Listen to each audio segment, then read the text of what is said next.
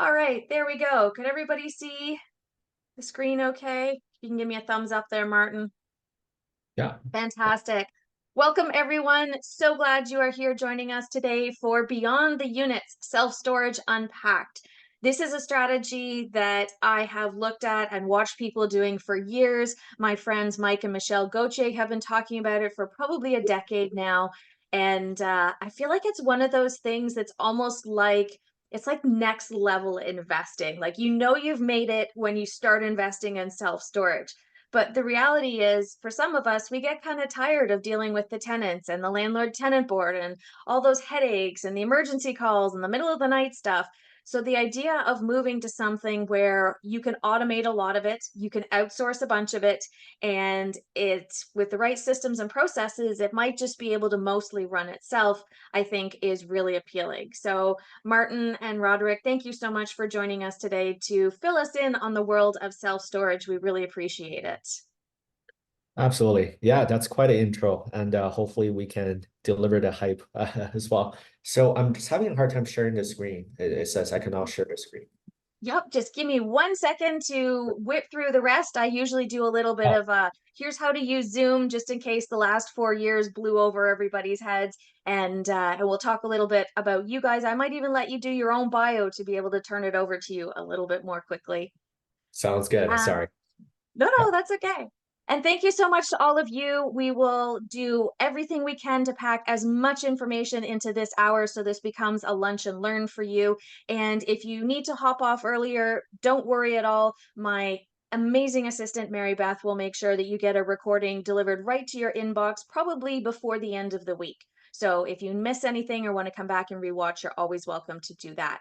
I do have a brief disclaimer that I obviously don't have eyes and ears into everybody's businesses, but the people who I've invited on to be guests are people that, from what I can see and what I know, have invest in real estate with integrity and honesty and ethics. But it's important that you always, before you take action, do your own research, including but not limited to talking to others about their experiences, talking to your legal and accounting teams, and then make your own decision from there. Just a quick reminder, this is a Zoom webinar. It's a little bit different than a Zoom meeting. So at the bottom of your panel, you should see that there is an option to chat. You can raise your hand or you can put something into the Q&A. So I encourage you to engage with the speakers and with each other in the chat box. Just make sure you click the drop down and you'll see it over here. This is what it looks like, the drop down. Make sure that says everyone because only Martin, Roderick, and myself can see your comments, and I'm sure they are insightful and inspiring. And if you have questions for Martin and Roderick to answer at the end, please make sure you use the Q&A tab. It looks like this. And that allows me to track your questions. If you put questions in the chat box, I'm going to have to decline to answer them because they literally get lost. So make sure any questions, post them in the Q&A, and then we can circle back to them and make sure we cover them. In my experience with our webinars, typically we don't get enough time to answer everybody's questions. So be prepared to grab the contact information for our speakers and then you can follow up. And I know Martin and Roderick are quite generous with their time and they would be more than happy to be able to double back around and be able to answer your questions and help you figure out if maybe this is the right journey for you. Our agenda today, I'm wrapping up introductions momentarily. We'll have our guest presentation. We'll come back. Hopefully we'll end up with 10 or 15 minutes for a Q&A, and then I will be back again to wrap up. I am going to jump off camera so that I'm not distracting for everybody. And I am your host. I am Elizabeth Kelly. For those of you who don't know me, I've been a real estate investor for almost 20 years. I was a trainer for Rich Dad for 8 years. And when I watched how people were struggling and a year would go by, no matter how much education they had, they struggled to translate that into tangible, actionable items that would help them be able to execute and start to build their portfolio, which led to me becoming a coach because I want to walk beside people on their real estate journey as part of my mission to provide high quality information at a very reasonable cost. We have these webinars. I generally host a couple a month and bring you amazing people like Martin and Roderick. Um, I'm just thinking maybe it makes the most sense for me to just turn it over to you guys. I think you kind of do an introduction as you start talking about how you got started. So, are you okay with that, Martin? I'll turn it over to you and Roderick. I'm going to hop off camera, let you guys run with it, and I'll be back in about 40 minutes. Awesome. Yeah, sounds great. If you could let me also share my screen after these two Yep, slides. Oh, there we go. you Perfect. should be able to share now. I'll I still got it. be here, everybody in the background, so I'll be keeping an eye on things in chat. Awesome. Hey, thank you so much for the intro. And I'll get right to it. I appreciate everyone for jumping on the call during lunch. Hopefully, it'll be entertaining enough. And we try to keep it, as informative as possible. And I always joke about this. Like nobody really invites me to parties anymore because this is actually just all I talked about. So I'm super excited to be sharing this with you. And the reason why we're here is really, my name is Martin, my partner Roderick and I, we look at, quite a few self-storage deals. This is all we do. We no longer look for multifamily deals. We haven't for the past 2 years now. So we are looking at about over 100 deals per month, either on market, off market, where we source our own deals. We host our internal investment committee reviews.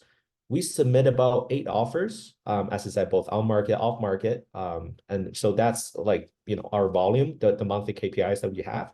And we're also, having our own podcast where we interview other industry market experts. So this is like what we do on a monthly basis. So that's why, we are usually invited to webinars like this to essentially share what we're working on, to share our strategy, to share what kind of deals we're looking at. And I would like to also preface by saying we are by no means experts in this field. I will consider ourselves the best students of this field.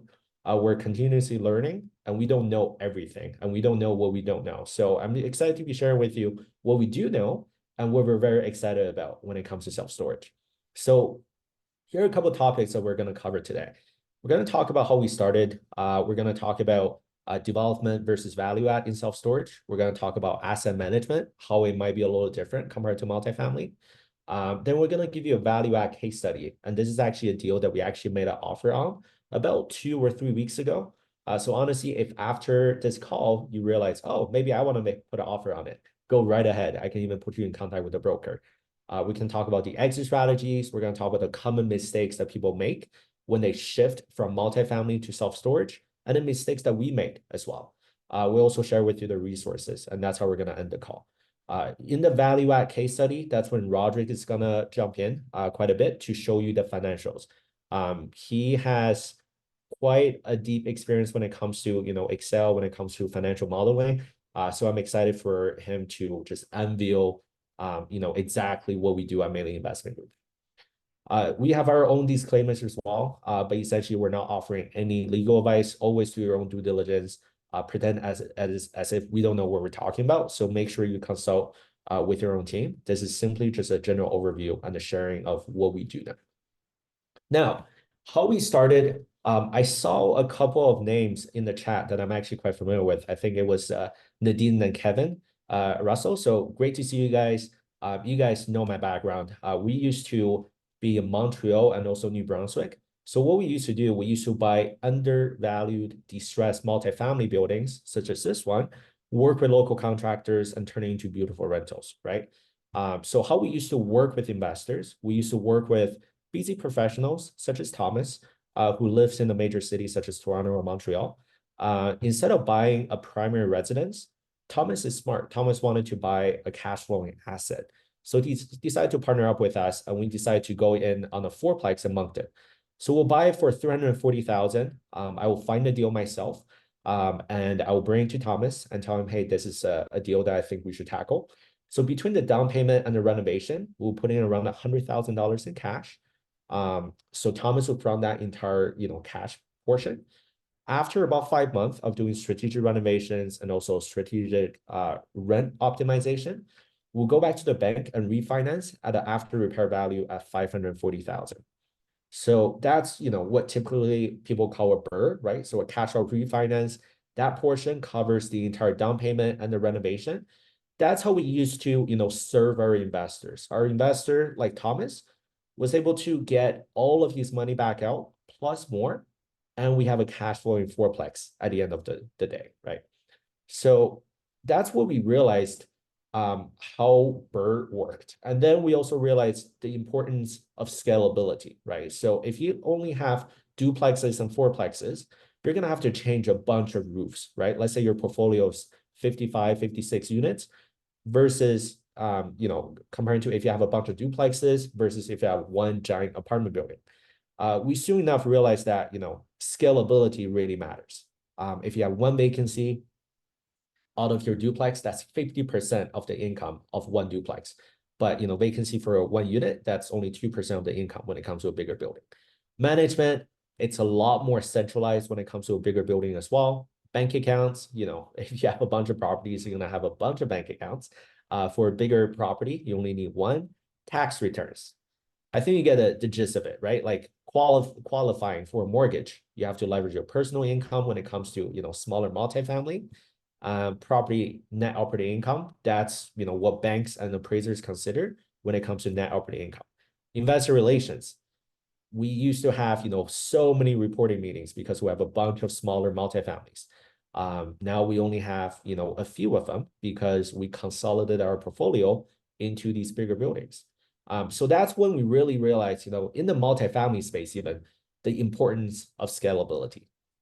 Now, that's how we decided to really focus on the bigger multifamily buildings instead of the smaller ones. And that's where we grew to eventually. And that's where our investors were really happy because, they didn't have to lift their finger. They were able to benefit from investing in the BRRRR. Our sellers were happy because we're super easy to deal with and we're able to create win-win situations with them. And in New Brunswick, we really made it our home, right? We had TV commercials. We were part of, the local Chamber of Commerce. We're featured on different podcasts. We have billboards all across the province targeting more deals, right? This is how we felt. We felt like we're on top of the world. We felt like, our portfolio was expanding, our passive cash flow was just growing more and more.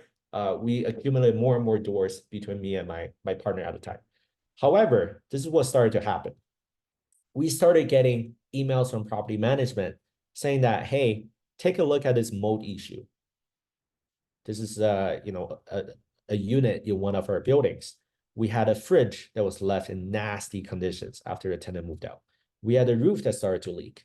We had a kitchen that was just renovated and it caught on fire as soon as the tenant moved in. We had obviously the floors also damaged, in that very kitchen as well. We had the police raided one of our units in Moncton. And we also did Airbnb, short-term rental. So we still have that short-term rental to this day, but this is one of the real reviews that we got. Your tenants upstairs are going to ruin this play for you. Music playing loud, kids running back and forth, and they give us a 1-star review. So this is what we actually felt, right? We actually felt like the more units we bought, the more headache we're going to have to deal with. And we just felt like, okay, this is not sustainable. This is not really an asset type that makes sense for us. The more we scale, the more we grew. So when it comes to self-storage projects, here are just some of, the common characteristics, right? So in self-storage, we realize we use a lot more number-driven decisions, and we typically see a higher cap rate, which means, we have better cash flow, and we don't have to deal with complicated and costly renovations. But what I see being the best part is that there's no kitchen you're going to have to worry about. There's no tenants smoking your unit, and there's usually only one toilet that you're going to have to deal with in the self-storage facility. Now, people, when they consider self-storage, they'll either go into development or value add. Value add meaning they buy an existing facility and they do strategic renovations to it, or they do revenue optimization strategies to essentially turn the building around to increase the property value. Development, obviously, it just means, you buy a raw piece of land, go through the entitlement process, and build a facility that's usually Class B and above, and then turn it around, fill the vacancy, and then sell it. So some of the key advantages that we see in development is that by doing a development deal, you're able to provide the best product market fit. The reason for that is because you study the market and you understand exactly what the market needs. So you study a market in 2024, and then you realize, okay, this market needs a specific type of a unit mix, and then you build exactly to that. Another advantage is that the build cost for self-storage is extremely low. It's about $70 to $120 per square foot. But the valuation comes from like multifamily, right? So they look at your net operating income divided by cap rate. Because of that, there's quite a bit of arbitrage. So a lot of self-storage developers, they see a potential higher rate of return when they're building from the ground up. Another huge advantage that we see in the development space is that there's so much due diligence that the bank requires you to do, and they don't just let you do it themselves, right? They're not going to trust Martin and Roderick to do the due diligence. They want to see known engineers, known like big name engineers to do feasibility studies, to do all the engineering drawings, they want to see architects with the blueprints of exactly where you're going to build. They also want to see who is going to be the property manager, right? They usually prefer a REIT, a real estate investment trust, to manage your Class A facility. So all of that means you have so many experts that are looking at your deal. And if any of them says no, and they don't give their stamp of approval, the bank is not going to give you financing. So in a way, there's way less room for you to mess up on the project because there's so many experts who are reviewing the deal for you. When it comes to buying land as well, we see that there's way less competition when it comes to land buyers compared to existing self-storage. Now, there are clear advantages when it comes to buying a value-add self-storage as well. The most important one being you generate revenue from day one because you already have an existing client base and you already have a brand equity. You don't have to start it from scratch. You can build off what the previous owner has already built. They might have already owned it for the past 30 years, right? The people in the neighborhood already know there's a storage facility there. And the unit, might be already about 80, 90% occupied. So you already have a pool of tenants that are paying you from day one. Usually you're able to buy it at below replacement value. So what you see here, you're usually able to buy it, below this amount. So that it's a pretty good opportunity for you to get into a deal as well. To increase the value, all you have to do is to optimize the net operating income, right? You increase the revenue or you reduce the expenses, or you do both. And there's obviously no entitlement risk when it comes to a value add because the property is already there, right? The city is not going to make you take it down. However, some of the biggest risks when it comes to development, higher interest rate, which is the case that we saw, right, for the past 2 years, means it takes longer and harder to reach the break-even point. Because of this very factor, we actually had to walk away a deal ourselves in El Paso, Texas. We lost, the money on the due diligence that we had already spent. We lost money on the legal costs. We lost money on the earnest money deposit as well. All because the higher interest rate, it meant it was going to be way longer and way harder for us to reach that break-even point. So that's probably one of the biggest risks, right? Especially when you're getting into a development deal, you're usually not able to lock in on the fixed interest rate. You're usually on the floating interest rate. So by the time the property is actually built, when you're ready to switch it into a traditional mortgage, who knows what the interest rate is going to be, right? So that's one of the biggest risks that you're going to have to consider. You also need a lot of capital reserve for the build out period because you won't generate a single dollar of revenue until your property is built. And even though after your property is built, you still have to find the tenants, right? So you need a lot of capital reserves until you can reach that break-even point. There's also a lot of entitlement risk depending on where you're looking to build a facility. Most cities in North America, they started to realize, hey, there's starting to be so many self-storage facilities, and they don't necessarily want more to be built, right? So you definitely want to do your due diligence and check with your local planning department to see, even if it's zoned for self-storage, are they going to give you the permit to build more? Older facilities when it comes to self-storage, when it comes to value add, there's still risks as well. So older facilities, if you buy an older facility, you're going to have to compete against new builds. I understand a lot of the people on this call, we're from either Toronto or Calgary, we're from bigger cities in Canada. You probably see Bluebirds, Public Storage, U-Haul facilities popping up everywhere. And they look like beautiful Amazon warehouses, right? They look like beautiful glass buildings. You can't even tell they're a self-storage facility. So if you buy an older facility, how are you going to compete against them, right? And you also potentially have an outdated unit mix. You are buying a facility that was built 20, 30 years ago. it was designed to the needs at the time, right? And the needs of what customers need have constantly changed, right? So the unit mix that you currently have might be fully outdated. If you only have 20 by 20s, but nowadays your customers want 5 by 5s, that's a huge consideration as well. And that's one of the biggest risks when it comes to buying older facility. When it comes to these older facilities, you're also competing against institutional investors with cash offers, right?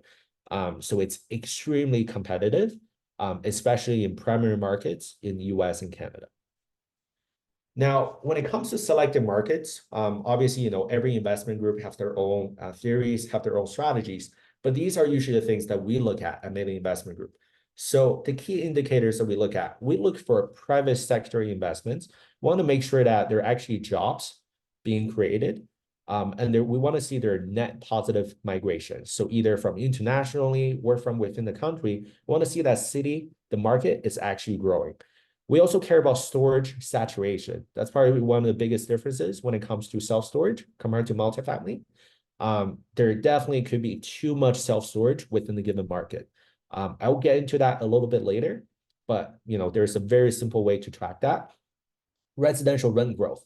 So self-storage very much follows residential in that way. So whenever we see residential rent growth, that's a really good indicator of all of these factors. So we like to, definitely see positive residential rent growth. Strong self-storage rental rates as well. So in markets like Alabama and Louisiana, those are markets with very, very low rental rates, right? Sometimes it just doesn't make sense at all to develop from the ground up there, simply because just how low they're charging. So that's one of the biggest indicators that you definitely have to check when it comes to selecting a market. Economy of scale, right? Is the market too small? Are we able to find another facility for us to buy, right? If we're buying out of province, if we're buying, all the way in the West Coast, and we can only, buy one facility in that very market, then we don't have the economy of scale, right? So these are some of the key indicators that we take a look at. We look at, quite a few deals. We showed you our monthly KPIs. This is one of the boards that we have between me and a partner that we work with. We realize that not every market makes sense. So we look at countless deals, we'll make a ton of offers, but definitely, not every market makes sense. One of the biggest mistakes I see is a lot of investors who tell me, hey, like, I know this town in, let's say, Porcupine in Ontario. I was just talking to someone from Porcupine, and they're telling me, hey, like, I know this land. I think it's great for self-storage. I researched it. There's only about 4,000 people living in Porcupine, Ontario. So not every market makes sense, right? Just because a land that exists doesn't mean it's great for self-storage. So our overall strategy, if we have to put it in one sentence, is that we look for mismanaged mom and pop operated self-storage facilities in fast-growing tertiary markets in the US with diverse economic developments. And we are also looking for markets that are not dominated by REITs yet. So that's our overall strategy of what we do here. So a tool that's really handy when it comes to looking at saturation, it's called Store Track. So storage tracker, Store Track. What it can do is once you put in an address, this was a site that we were working on in El Paso, Texas. It's able to tell you how many other competing facilities are in the same 3 or 5 mile radius. Depending on the market, right? If you're, buying in New York City or in Toronto, you look at it from a 1 to 2 mile radius, usually walking distance. But in other, markets, you want driving distance, right? So you want a 5 to 10-minute drive. That's what you consider to be customers that you get to serve. So a 3 to 5 mile radius, that's like the sweet spot for most markets. With this tool, I'm able to see there are 2 other competitors currently, right, in this 3 to 5 mile radius. And which means the square foot per capita is currently sitting at 2.55. How the system is able to know that is because the system is able to pull how much net rentable square foot of self-storage is currently in this area, divide that by the total population living in this circle of 3 mile radius. I'm also able to see the climate control units, the rent per square foot, right? And I compare that to the benchmark of what I usually compare it with. It's also able to tell you what type of ownership profile are these facilities. So in this area, I'm able to see the two facilities. I'm competing against a small operator and the mid-sized operator. And there's a REIT just outside of my immediate circle, right? So this is what I consider to be a pretty attractive market. And the square foot per capita, the number I'm usually comparing to is in the US, it's usually around 6 square foot per capita. And that's what's considered the national equilibrium between supply and demand. So a very, back of the napkin, quick review of saturation is if this number is slightly, or if it's below 6 or 7, chances are it's probably undersaturated. Just to show you a comparison, right, of another site that we looked at. This is another deal in Houston that we looked at. The same 3-mile radius circle. We're competing against 16 other stores. And all the purple, remember I told you, those are REITs, right? So those are in real estate investment trusts. What that means is those are owned or managed by publicly traded companies. They have way better marketing power. They have way more aggressive promotions than what I would do. So I don't want to be competing against them, right? I'll be competing against the sharks. And the square foot per capita, as I told you, that number will be 17.10 square foot per capita. So that's way higher than the 6 and the 7. So, just from a quick glance, I realized, okay, this market seems to be very saturated and I'll be competing against all the big boys. And I don't want to do that, right? I want to compete in a market where I can win, where there's still a need for more self-storage. So that's a pretty quick way for you to check saturation. And as I said, it's a tool that anyone can get on. It's called StoreTrack. So let's move on. For management, for property management, if you have a B class or A class facility, so usually, if you have any facility that's more than 50,000 square foot, that's usually around 200, 300 units and above, you can usually expect a REIT, a real estate investment trust, who wants to manage it, right? So one of them, it's CubeSmart. Some of the other really well-known ones that in Canada people have seen, it's Public Storage. That's one of the biggest REITs. Extra Space, that's one of the biggest REITs as well. So they have facilities, as you know, they have facilities everywhere, right? So they're able to use real-time data to determine how fast your units are going to lease up, right? So just like a local property manager would tell you, they'll tell you the market rent, they'll tell you what type of promotions, right? What kind of discounts they expect you to have. And also, this is a brand new facility, right? So they did a revenue projection for us, and they were telling us, hey, like every single month, we expect to lease up about 40 units, and we expect about, 16 of them to 20 of them to move out. So how many net rentals we're able to have in order to, and how many months it's going to take for us to lease up all of your 753 units. So we find this to be extremely useful because they're able to have real-time data and they're able to give you a revenue projection. So when you're talking to the bank and the bank asks you, hey, like, what kind of terms do you want? You can show them this, right? You can tell them, we have our property manager that already has at least, a dozen other facilities in the same market, and they're using real-time data and they're telling us this is how fast we can lease up all of the facilities. So for this one specific one, they're basically telling us it would take us around 3 years to reach a 92%, 82% occupancy. So super helpful when it comes to property management. Another reason for, that you might consider working with a REIT, working with one of these bigger guys, is that they have a lot of marketing dollars on SEO and PPC, right? So wherever you live, I live in Vegas, so, this is the result for me. But if I look up self-storage near me, you're not going to see Martin and Roderick self-storage on here, right? Paying for ads. You're only going to see the biggest REITs, right? You're going to see SmartStop, Extra Space, Life Storage. All of these are REITs paying top dollars so that their sites can be ranked higher than anyone else's, right? So by working with them, you're able to tap into that, which is really valuable. You're also able to tap into their brand equity, their marketing assets, which is huge as well, right? So your facility will be listed as one of their own on their websites. They're able to sell, their products, ancillary revenue streams, such as moving supplies, moving boxes, and tenant insurance. So all of these are additional revenue streams. Now, when it comes to storage demand, the reason why we love this asset type, when things are going well, right? People are moving, people are starting new businesses, people are having babies, people need self-storage. But during a recession, and this is a bit messed up to think about, When people are getting evicted, when people are downsizing from a house to an apartment, they're not going to get rid of their belongings, right? They want their belongings to be safe. A perfect example will be in Cape Coral, Florida, which was hit by Hurricane Ian about 2 years ago. I went to visit after Hurricane Ian because I was there for real estate investor mastermind. And I just want to check out some self-storage properties, right? As anyone would when they're traveling. So I went to a CubeSmart site and I asked them, hey, this looks like a brand new facility. How long do they take for you guys to lease up? So they told me it only took them 6 months to lease up the entire facility because of the hurricane, right? Because of the hurricane, people lost their homes. People were, trying to make sure their belongings were safe. So all of them were just putting their stuff into self-storage, hoping that, their stuff will still be safe after the hurricane.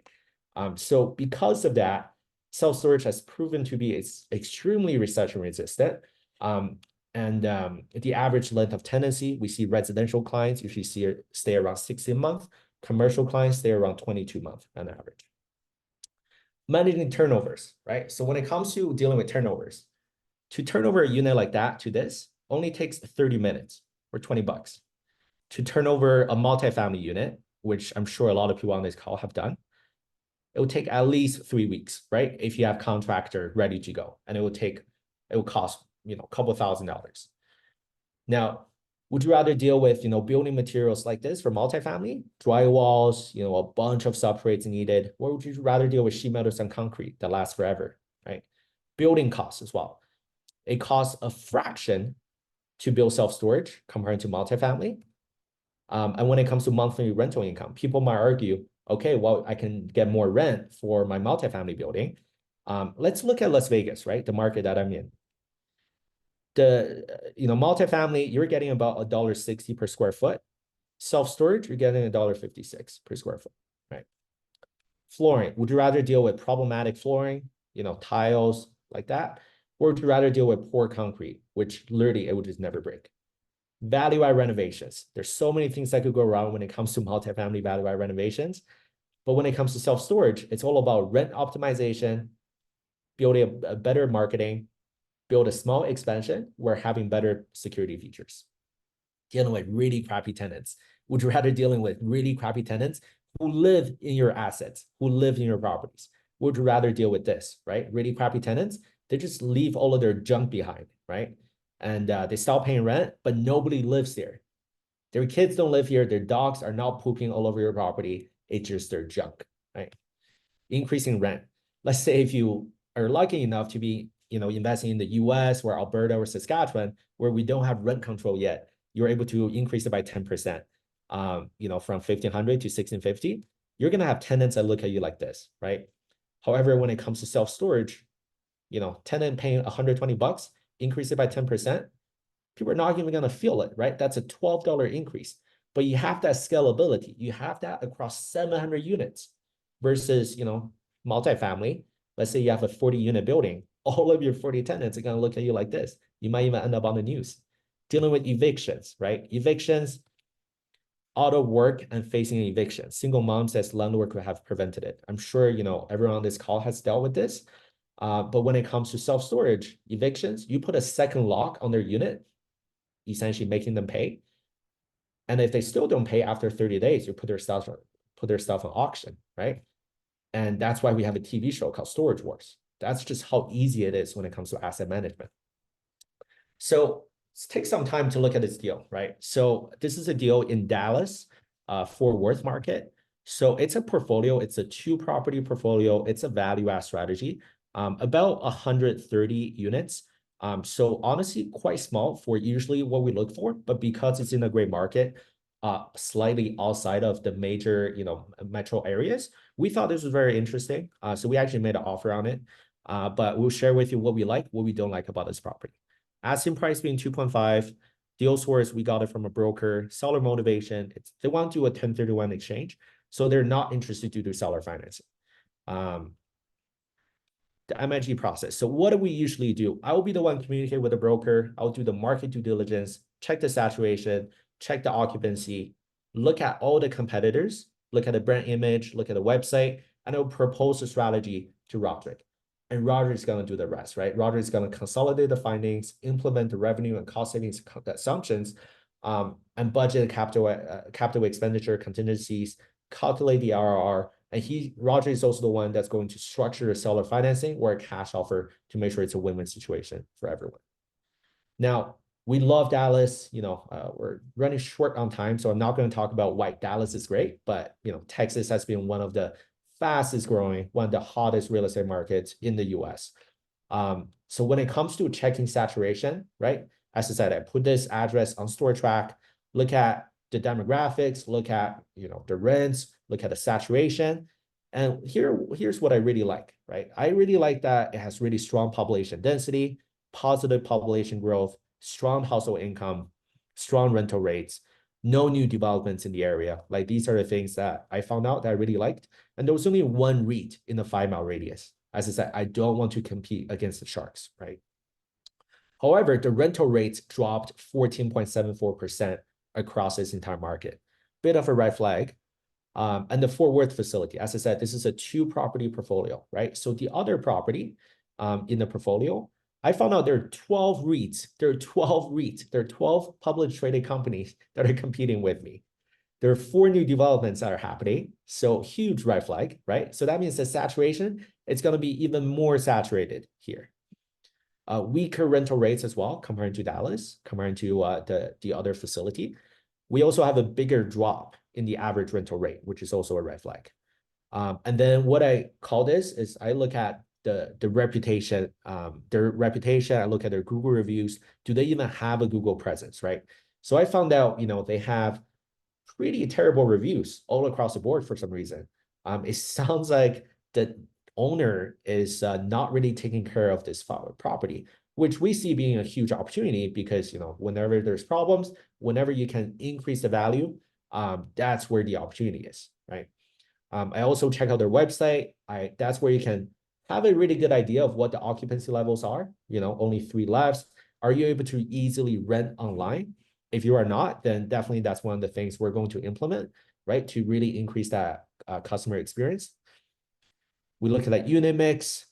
So when we're evaluating this unit mix, we realize that one of the units, it's an extra large office getting $1,800 in rent, and that's 20% of the gross revenue for the site, which is quite problematic because that's not really diversified enough. That's a huge chunk of the revenue. It's dependent on one tenant paying $1,800. I don't like that at all. We also saw that the site in Fort Worth, it has lower occupancy, and there's no climate control units. There's only non-climate control units available in this market. Unit size are bigger, need to compare to what newer facilities they're offering, right? Does it mean the unit mix is completely outdated? So this is usually like how we look at the OM and how we strategize. Okay, how are we going to come up with a strategy to improve the NOI on this facility?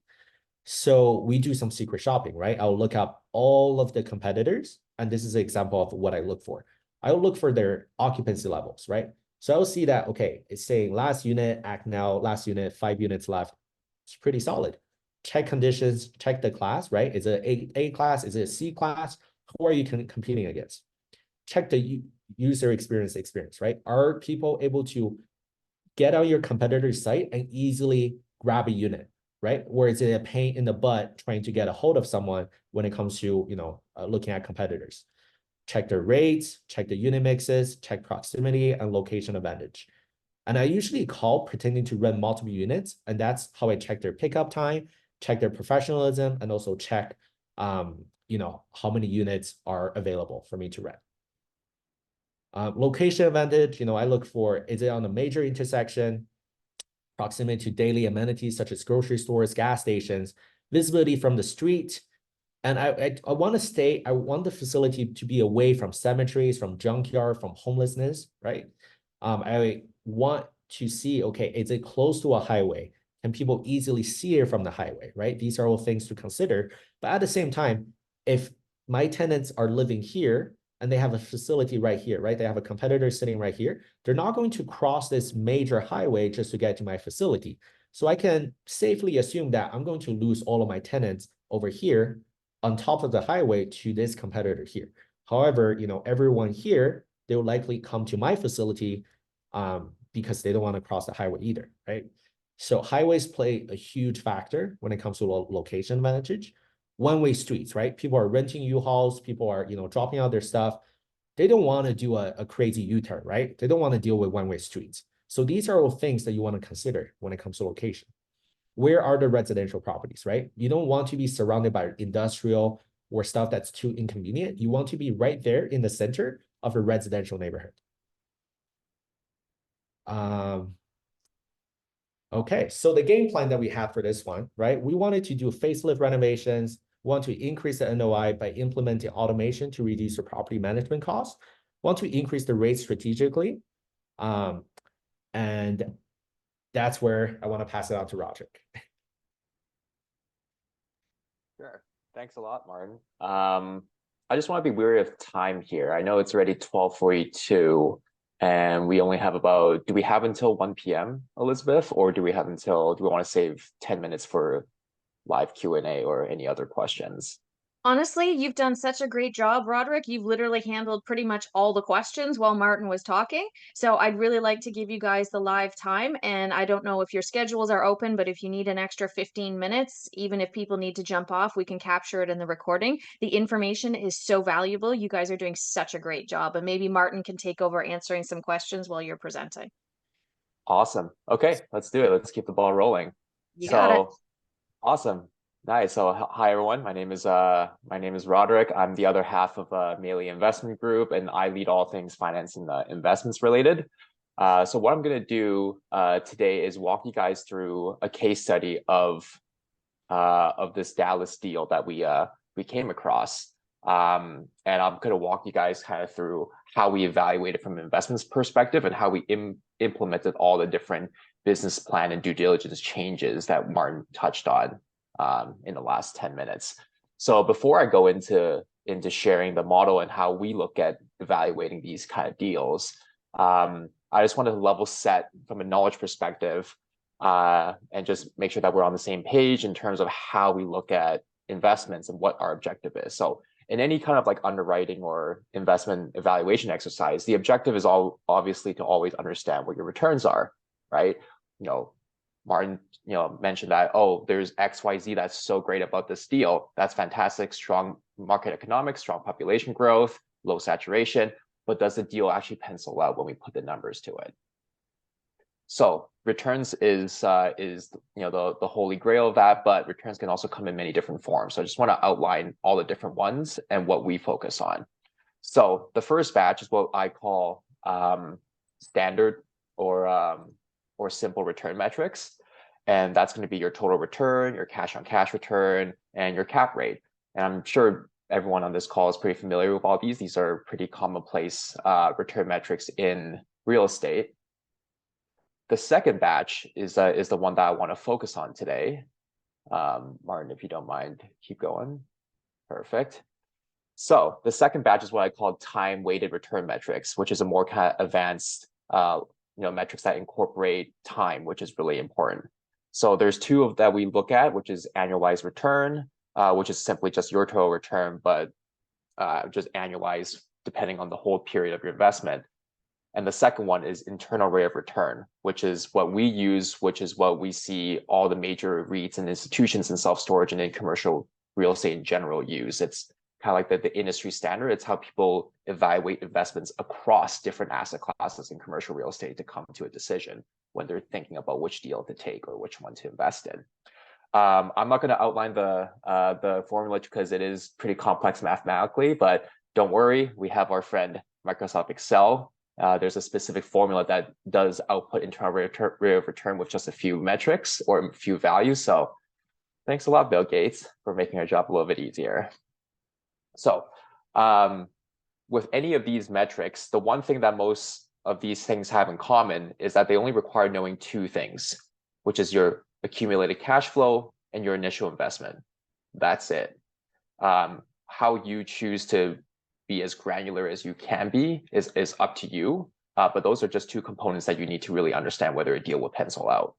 So your initial investment amount is simply based on your financing structure. So you kind of reverse engineer how much money you have to raise based on what your capital stack or your fundraising structure is. And then your total accumulated cash flow. This is the most important part because we want to understand, well, how profitable or how money making is this investment really going to be, right? And there's two types of cash flow here. There's your normal cash flow from operations, and there's a cash flow from some sort of liquidity event that's going to happen in the future, whether it's a cash out refi or a sale. So cash flow from operations, again, this is something that we focus on in self-storage a lot, but also in virtually any investment. This is critically important. So it's simply your gross profit, your revenue minus your operating expenses minus your debt service on a high level. And when it comes to cash flow from a liquidity event, unlike residential real estate, which factor in comparables when you're looking to sell a property or refi in order to understand, what the market value is, in commercial real estate, it's strictly based on how well you run your facility or your asset. So as a result, the value of facility is simply your net operating income or your operating profit divided by the cap rate that asset class is trading at that specific market. And that's what we love about self-storage and commercial real estate in general, is that it's very data-driven, it's very numbers-driven. There's less emotion into it, and it's all about how well is your facility running. So before we sort of dive into the model, I just want to give you an illustration of the different types of models that you can build. And like I said, it's really up to you how granular you want to get it to. So this is a simple model example that we've got from one of the sellers that wanted to pitch us this deal. As you can see, it's pretty rudimentary, not super complicated. It gets a job done. At the very end in row 20, we can see that cap rate is their kind of like final return metric, but it's not based on a lot of information and it's making a lot of assumptions. The second example is a more comprehensive model where we outline, investor IRR as the final product or the final return, but it incorporates so many more factors and forecasts so many more things that it projects and paints a more accurate picture of what that investment would be if you were to take it over. So with that said, I'm going to go ahead and quickly share my screen and we can walk through a sample deal. And I know that we're tight on time, so I'm going to try and go through this as quick as I can. But essentially, this was a deal in Dallas that Martin and I worked on just a few weeks ago. So it's a live transaction. It's pretty exciting. So essentially, this is the summary page here, which outlines, for investors, but also as us as investment group, all the key metrics that are relevant. We took this deal on with a listing price of 2.5 million. And we ended up, based on our analysis and based on our returns threshold, we put in an offer at 2.3 million as a cash offer, and then another offer for seller financing, which was much more attractive. But before we go into that, I'll kind of walk you through how all these things that I talked about kind of came to life in this model. So the first things first, we start on the revenue side of things. We want to calculate total cash flow, and that starts with top line. So similar to multifamily, when you're dealing with large apartment complexes, your rent roll is pretty standard. You have all your different types of unit sizes and unit mixes, the number of units that are occupied, and then what your rates are currently. So in self-storage, what we usually do is we calculate the potential monthly income that we generate every single month as if the facility was absolutely full and maximized, and then we understand, based on documents that the seller sends over, what the occupancy rate is. So currently, the occupancy rate is about 78 to 81%, and then afterwards, when we model it out, we apply an occupancy forecast, and that gives us the ability to model out, okay, like if we put in extra marketing efforts and we increase, occupancy to like 92% in 6 months, what the numbers would look like. So, so that's revenue. It's more or less pretty simple. And then we go into expenses, and here's when it gets pretty interesting. So self-storage, just as like an industry benchmark, operates pretty efficiently. It's not as high maintenance as all as multifamily. So our operating expenses are usually around 30 to 35%, which is quite good. With 70% of our revenue goes directly to our bottom line. And in this case, the facility that we're looking at is actually operating at a 50% OpEx. And we saw an opportunity there because there's an opportunity for we see mismanagement and opportunity for us to right the ship. And in this case, based on the numbers that we saw, it was a combination of automation that can be implemented to drive down our costs, but also there's a lot of room in our top line to grow our revenue, because we saw that competing facilities are, I think they were charging around 10 to 15% more than what we were charging. So they're undercharging on rents, as well as they're only 78% occupied. In self-storage, the average occupancy rate across the United States was around 96% during COVID and around 92% post-COVID. So you have a lot of meat on the bone from an occupancy point of view, and you have the ability to rate increase without any rent caps, as Martin mentioned, because technically self-storage isn't housing, it's a business with customers. So rate caps or rent increases are not restricted by any means. Obviously, you want to make sure that you increase them, reasonably, so that you don't drive customers away, but you have that flexibility. It makes all the difference. So typical expenses, just to highlight here, are similar to multifamily. Property taxes make up a fair chunk of change. Insurance is big, especially in states like Texas and Florida, which this one is in Dallas. And then you have your management fees, you have advertising and promotion, you have wages, utilities, and repairs and maintenance. Those are going to be your big ticket items. And usually, if the facilities operate well, it's around 30 to 35%. So now that we have our revenue and our expenses, we have what we see as like net operating income. So this is on a 1-year basis, and the goal here is to project that over like 5 to 10 years. For me and Martin, we usually look at our investments with a shorter time frame, so around 5 years or so, and we project it out monthly. Institutional players always do it monthly because, unlike residential, in self-storage, tenants can move out at a whim. So it's really important to make sure you project and build your financial models on a monthly basis. So basically, this cash flow model just outlines all the different assumptions and numbers that we took in the last 2 tabs and just blows that out for 5 years. So here you can see our occupancy rate. We started at 78. We're projecting that we can raise it up to 92% in about 15 months, which honestly is pretty conservative. With adequate marketing, we can probably get that up in about 6. But we want to be a little bit more on the safer side. So that all builds out. The expenses are pretty simple. The industry standard is usually growing at around inflation or just below, so around 3% per year for expenses in terms of increases. And then you get to your net operating income, and then this part here, all of this part would be your debt service. So whether you take on a first position mortgage, or maybe you take on an expansion loan, or maybe you refinance down the line as well, we've built functionality so that you can model every scenario and really understand what your total debt financing is, and at the very end, what your total cash flow is. So this is the real objective of what we're trying to do here. And then once we have cash flow, then it's time to understand what your IRR is. So as promised, Excel has a very, very easy formula to calculate your IRR. All you have to do is understand what exactly your cash flow values are, and then your initial investment amount, as we talked about. So that's how everything kind of comes together. So once we have all this built out in our cash flow model, then we go to the summary and we understand, okay, so this is on a deal level basis what our returns would be like in a 5-year period.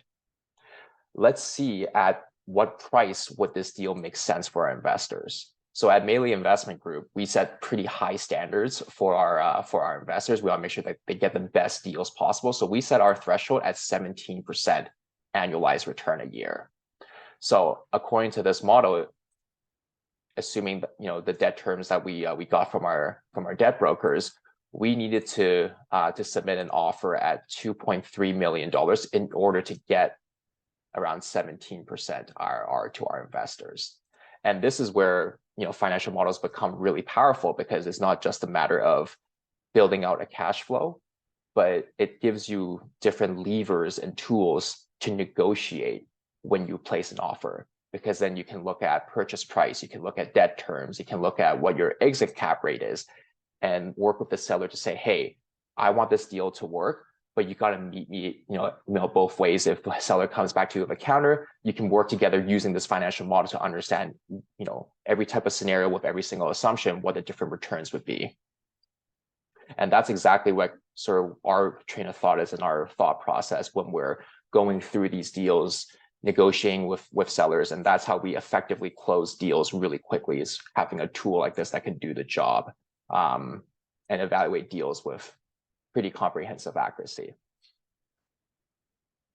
So that's all on my end from a modeling point of view. I think the only things that we have left to discuss, Martin, are the exit strategies, right? So we talked about, what it takes to make an investment, whether a deal pencils out, but a lot of the times it's dependent on what your exit is.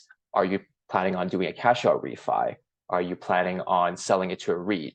That influence is a big part of your investment decision. So I'll pass it off to Martin. Awesome. Thank you so much, Roderick. So for this deal, just to wrap up, right? Essentially, we saw a bunch of red flags. The fact that there are 4 new development projects happening, for one of the properties. We saw one tenant paying 20% of the gross revenue for one site. We're just not diversified enough, and we don't like that, right? If that tenant moves out, we lost 20% of the gross revenue for one site. One of the facilities, we're also competing against a bunch of REITs which charge lower rates, and they're still having vacancy issues. That's what it seems like. So even though we went through the whole underwriting process, we put in an offer, we later decided we didn't want to take on that risk. We just felt like this is not strong enough as a market for us to be in. And this is, again, what's really interesting. Kind of, the same question in the Q&A as well, right? Dallas-Fort Worth, people just assume it's a great market. Self-storage works very differently. We literally look at it from a 3 to 5 mile radius. So we can't just say, oh, Dallas-Fort Worth is great, or Dallas-Fort Worth is terrible based on this one deal. We can say from this location in the 3 mile radius, this market isn't great. So that's really the conclusion we can make. And there's very little room to add value when it comes to rate increase, when it comes to expansion. There's really no expansion opportunity for us, right? So exit strategy, which is probably one of the most exciting parts about self-storage compared to other asset types. I answered Nadine in this regarding this question as well. But what we see in the US, and the reason we're in the US, is largely due to 70% of all the self-storage facilities are still owned by mom and pop operators. So only 30% are owned by groups like U-Haul, Public Storage, Extra Space. Even though you see those guys everywhere, right? Those are sharks. Those are their big boys. They combine together, they still control less than 30% of the market. So what that means for us as Meily Investment Group, once we acquire a portfolio, or once we have a facility, we can look to be acquired by one of these bigger boys, right? By these private equity groups or REITs that are, have massive resources looking to acquire for more market shares. And they're actively trying to get more market shares. They're looking for market consolidation. And here are some of the proof of that, right? So over the past 20 years, we see the ownership of self-storage has becoming more and more REIT and publicly owned, compared to, the private owners are dropping, but as I said, it's still 70% are still the private owners, right? We see that, these are in the headlines. I don't know who ever looked up self-storage in news, but I do, and I do it all the time.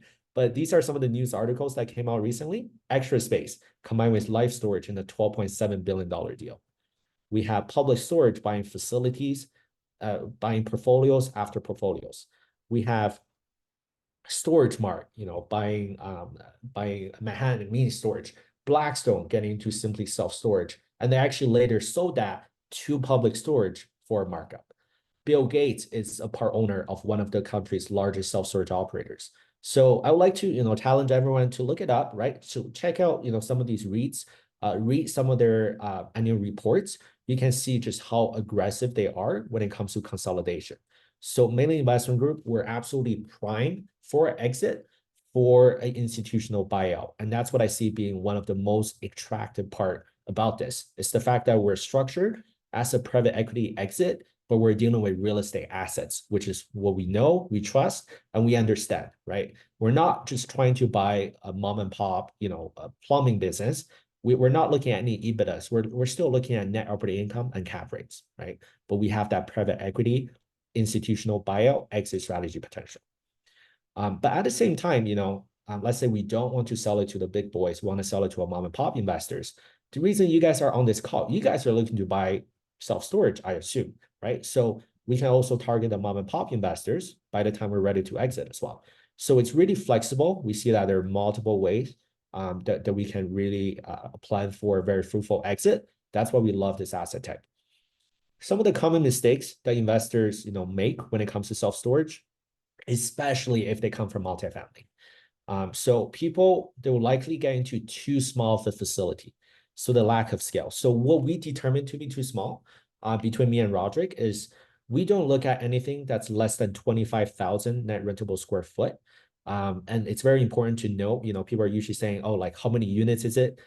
Units are very misleading. You want to look at the net rentable square foot. So anything less than that, based on our underwriting, we realize that it will be the same as buying a small multifamily, as buying a small duplex or a little semi-detached. You just don't have enough profit to even pay for your bookkeeping or your annual filings, let alone hiring a property manager, right? So chances are if you buy too small facility, you're going to have to manage that thing yourself, right? Low population density, very common mistake. People are always saying, oh, like I know this line, in this area, like the porcupine example I just gave. Not every site could be a great location for a storage facility, especially when it comes to new developments. Population density, it's evaluated from a 3 to 5 mile radius. And just overall, idea here, about 10%, only 10% of the American households are actively using self-storage, right? Americans need self-storage a lot more than Canadians. I don't know the same number for Canadians, but Canadians typically need way less self-storage, right? So if you're looking to develop in Canada, I will definitely advise you to consult with a market experts, so a feasibility study, to really understand the market, because low population density, it's not a great location for new development. Another common misconception, if we build it, customers are going to come. This is not a multifamily, right? People always need a place to live, but people don't need to pay additional to store their belongings. So demand study is absolutely crucial for us as well, right? We always pay for feasibility studies. Remember, what kills self-storage is more self-storage. So in Canada, it's usually around 3 square foot per capita. That's the equilibrium between supply and demand. In the US, that same equilibrium KPI, it's around 7 square foot per capita. But it's way safer to research the occupancy levels in the market. And the way to do that is by secret shopping. There's no tool that you can literally check, oh, this is the occupancy, it's 99% or 87%. No tool that can do that. The only way for anyone, even for the market experts, is to do secret shopping, right? So self-storage is recession proof. It's absolutely not. So in 2023, we actually saw the average US rental rates for self-storage actually dropped. And on average, a lot of markets are getting more and more saturated, right? And the cap rates have actually gone up in 2023. So do not buy into the hype. Please, after this presentation, I will hate for a lot of people to be like, okay, I'm only going to do self-storage now. I'm going to buy the next self-storage facility I see. Do not do that. Get educated first. And some of the ways to do that, a few of our favorite resources. Self-Storage Association, it's US based. It's actually the reason I moved to Las Vegas, because I realized a lot of trade shows, a lot of conferences are right here in Vegas. It's just easier for me to be based out of here. Joining, the local association of where you want to buy facilities to really understand their state regulations, because state to state it's a little different.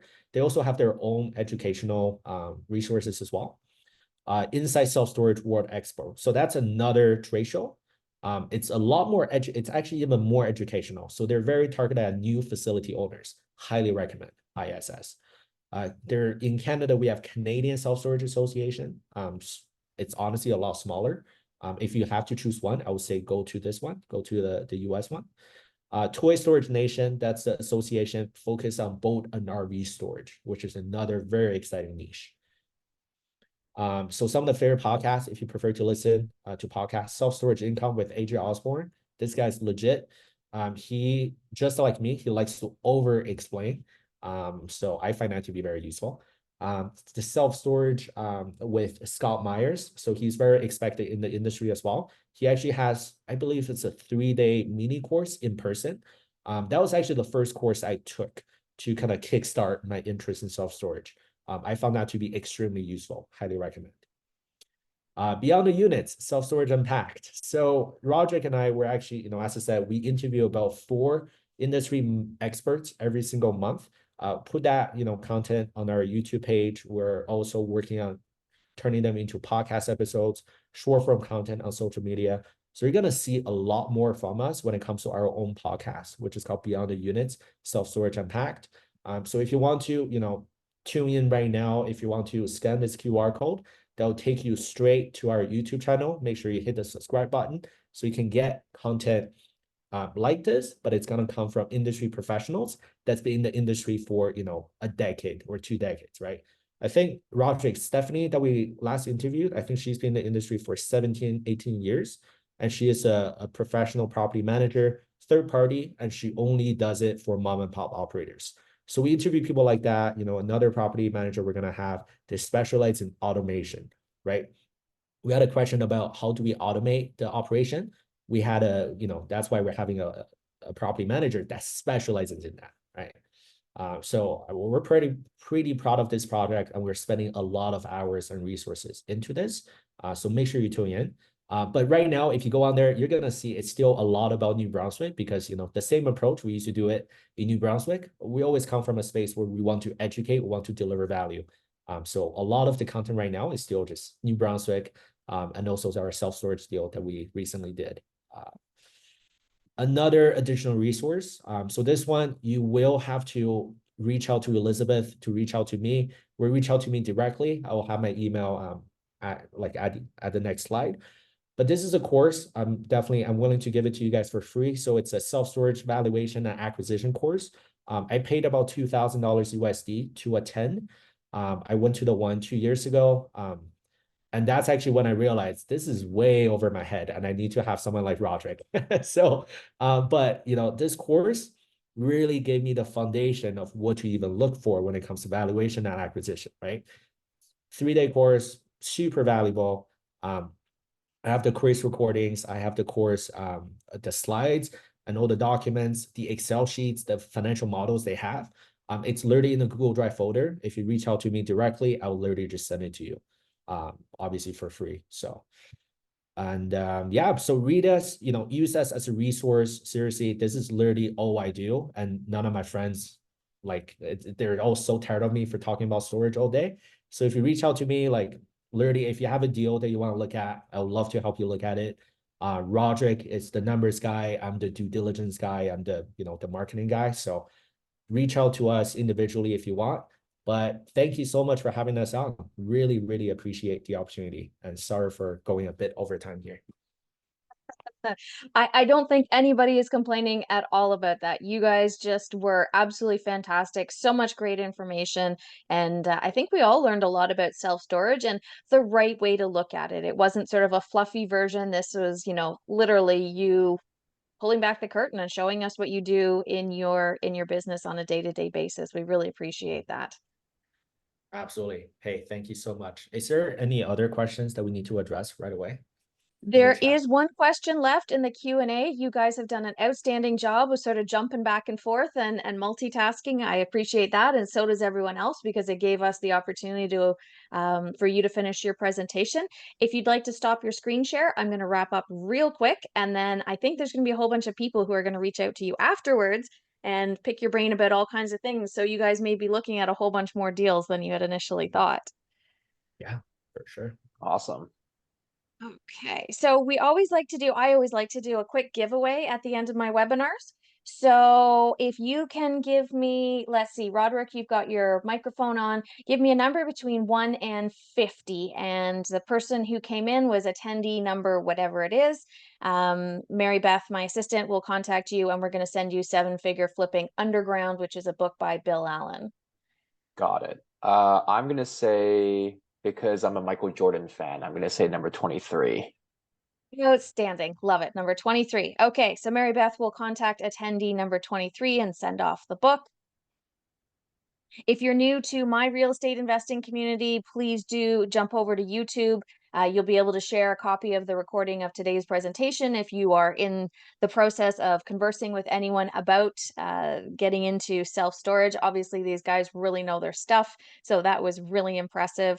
And here's where you can find us. You know, I would imagine for all of you who are attending right now, your phone is probably not too far away from you. So pull out your phone right now, go to Instagram, follow Martin, follow Roderick, give me a follow, and let's continue to keep building our community with high quality information so that we can make the right decisions and then we all grow together.